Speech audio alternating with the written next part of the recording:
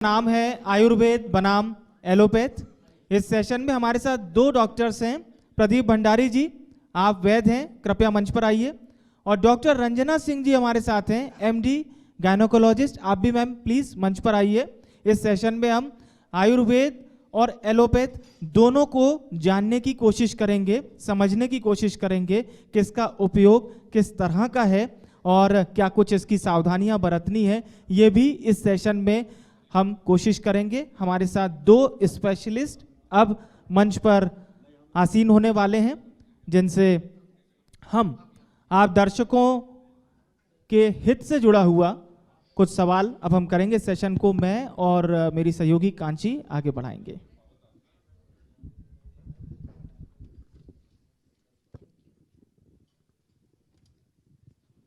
तो सबसे पहले तो आप दोनों लोगों का बहुत स्वागत है। चर्चा की शुरुआत मैं प्रदीप जी आपसे करना चाहूँगा।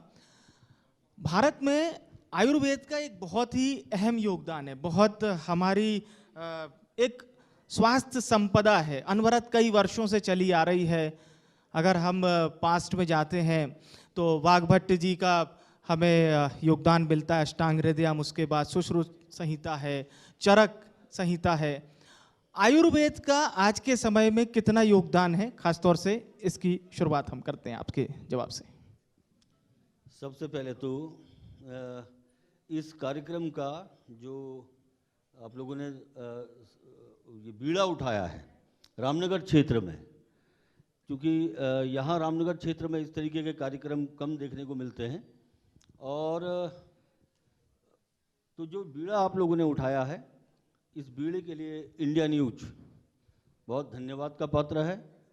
और आज के जो मुख्य अतिथि हैं, जो समय अभाव के कारण, जो कि जिनके पास समय बहुत कम रह पाता है, उसके बावजूद भी अपना समय निकाल कर यहाँ आए हैं, मैं उन सबको यहाँ पर, और भी जितने भी लोग यहाँ पर आए हुए हैं, नेता प्रतिपक्ष हैं, और भी यहाँ पर जो छात्र नेता हैं, जो हमारे और यहाँ ब्लॉक प्रमुख रहे हैं जी, और ब्लॉक प्रमुख वर्तमान हैं, सभी को मैं इस मंच से यहाँ पर हार्दिक स्वागत और हार्दिक अभिनंदन करता हूँ।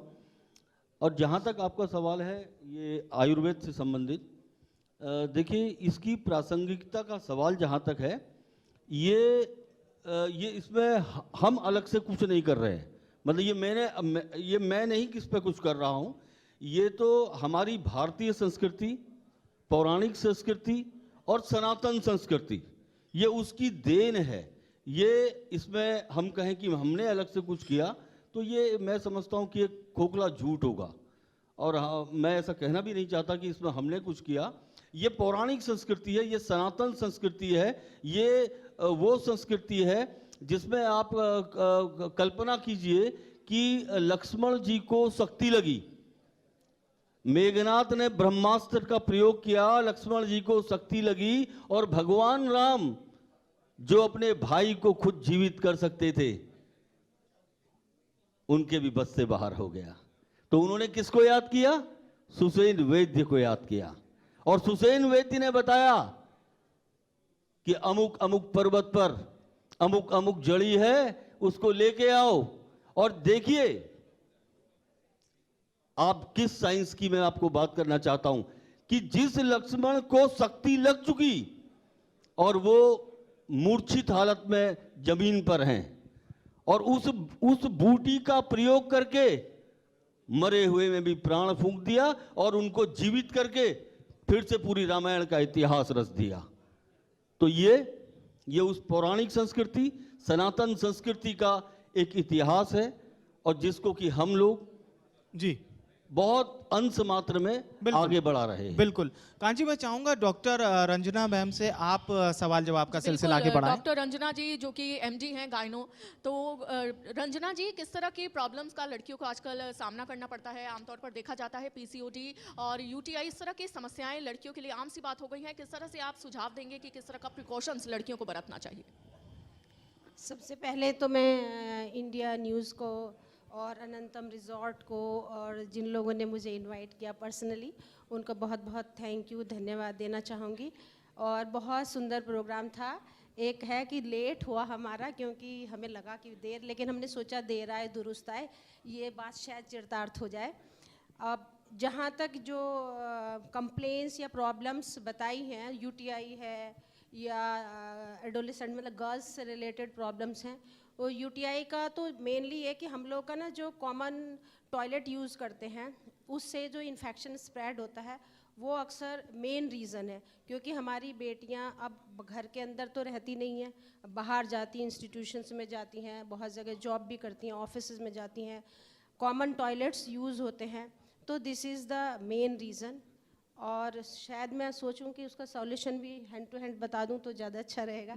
उसका मेनली ये है कि हम प्लेंटी ऑफ फ्लूइड्स मतलब पानी खूब पिए बस सबसे ज़्यादा ज़रूरी। और वी वॉश वगैरह कुछ इस तरह के प्राइवेट पार्ट्स को वॉश करने के लिए हमारे आते हैं केमिकल्स इस तरह के, वो यूज़ करें तो वो अच्छा होगा। और यदि उसके बाद भी प्रॉब्लम परसिस्ट करती है तो फिर हमें अपने डॉक्टर को कंसल्ट करना चाहिए, जिसका भी जो भी डॉक्टर हो नियर बाई में। Thank you. बिल्कुल, बहुत बहुत धन्यवाद मैम।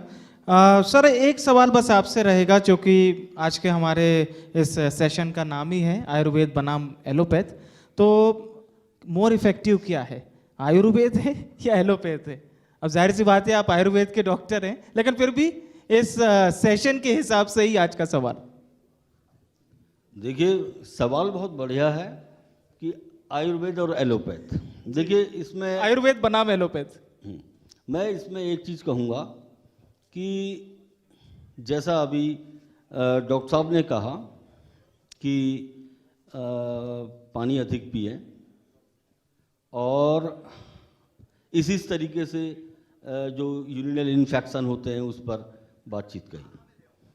तो जहाँ तक इसका सवाल है कि कौन बेहतर है, देखिए होता क्या है कि जैसे अभी चलते चलते मान लिया हमें बुखार आ जाए, अब जगह जगह काढ़ा तो बनेगा नहीं, जगह जगह गौमूत्र से संबंधी औषधि तो आप ले नहीं पाएंगे, क्योंकि उसमें बहुत सारा मैनुअल वर्क होता है, उसको बनाना, उसको चूल्हे में पकाना, उसे छानना, ये सारी चीज़ों की व्यवस्था आपके पास हर जगह नहीं हो सकती।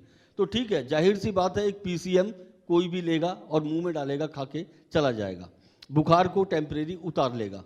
लेकिन मेरा अपना मानना है कि ऐसा अगर होगा तो कोई भी व्यक्ति उस पीसीएम का यूज़ करेगा, लेकिन लॉन्ग टर्म लंबे समय तक बुखार न आए या इम्यून सिस्टम बना रहे या आपके पास आपकी जो रोग प्रतिरोधक क्षमता होती है वो आपकी बनी रहे, इसके लिए आपको निश्चित तौर पर आयुर्वेद में जाना ही पड़ता है।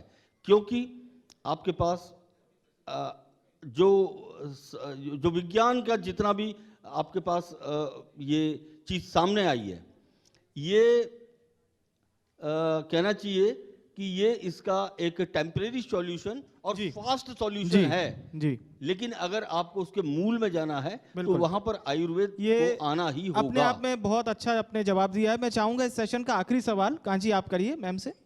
जी, मैं डॉक्टर रंजना जी से पूछना चाहूँगी कि आप जो कि गायनो हैं, तो किस तरह के मरीज़ आपके पास ज़्यादा आते हैं? जो फीमेल्स, मेनली फीमेल्स ही होती हैं, लेकिन उसमें एडोलेसेंस लाइन की गर्ल्स आएंगी, वुमेन्स आएंगी, 25 से मतलब मैरिड वुमेन आएंगी, और ओल्ड एज, सब एज फैक्टर्स के अलग अलग प्रॉब्लम्स होती हैं। लड़कियों की अलग होती हैं, लेडीज़ की अलग होती हैं, प्रेग्नेंट लेडीज़ की अलग होती हैं, ओल्ड एज की।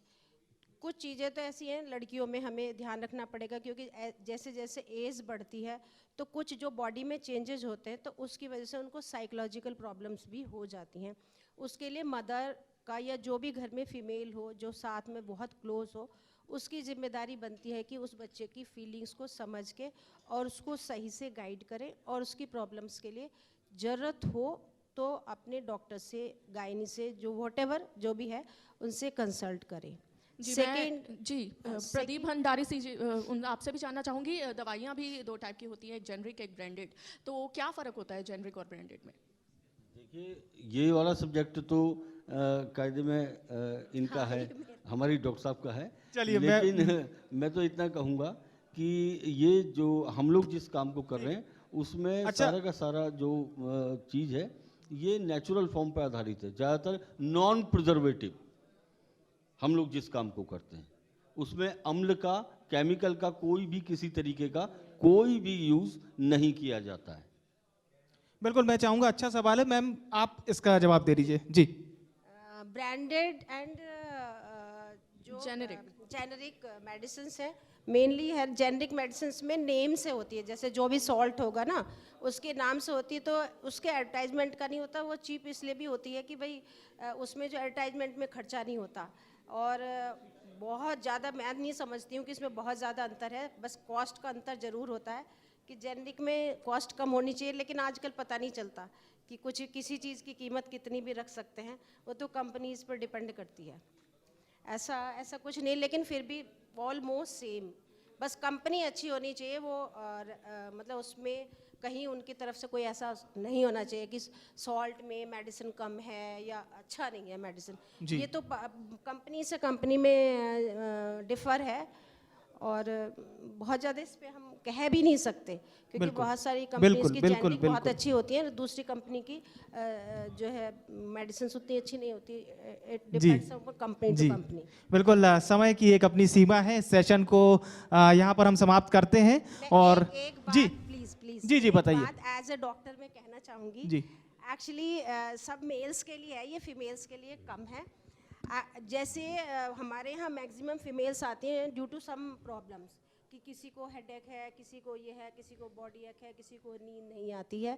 तो इस सब का जहाँ तक मेरा अपना परसेप्शन है, जैसे उन लोगों से बात करती हूँ, तो उसमें ये निकलता है कि कहीं ना कहीं वो साइकोलॉजिकल प्रॉब्लम्स होती हैं, कि वो अपनी कोई बात कहना चाहती हैं और वो कह नहीं सकती ड्यू टू एनी रीज़न। तो वो चीज़ फिर वो कहीं ना कहीं प्रेसिपिटेट हो जाती है बॉडी के अंदर किसी भी सिम्टम्स की फॉर्म में। वो हेडेक भी हो सकता है, वो स्लीपलेस मतलब नींद ना आना भी हो सकता है, वो टेंशन भी हो सकता है, मतलब there are so many things, पेट दर्द भी हो सकता है, कुछ भी हो सकता है।